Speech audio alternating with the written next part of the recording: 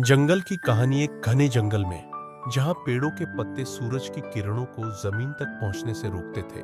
वहां कई जानवर बड़े आराम से रहते थे।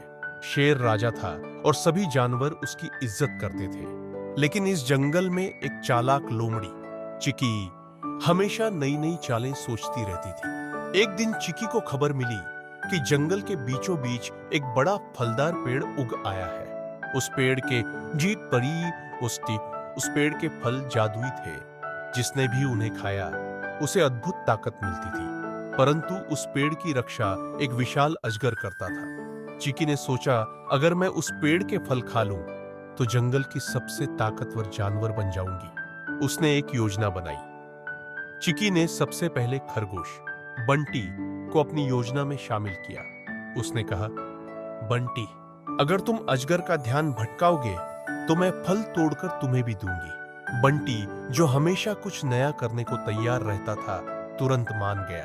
जब वे दोनों पेड़ के पास पहुंचे तो अजगर पेड़ के नीचे सो रहा था। बंटी धीरे धीरे अजगर के पास गया और जोर जोर से उछलने लगा। अजगर जाग गया और गुस्से में बंटी का पीछा करने लगा।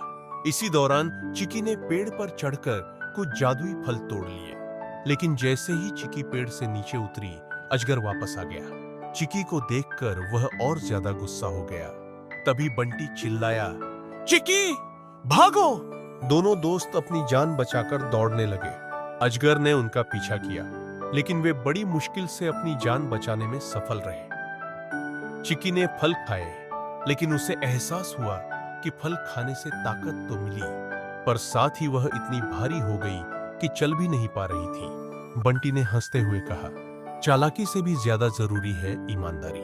उस दिन से चिकी ने कभी किसी को धोखा नहीं दिया और जंगल में सबने मिलकर जादुई पेड़ की रक्षा का जिम्मा लिया।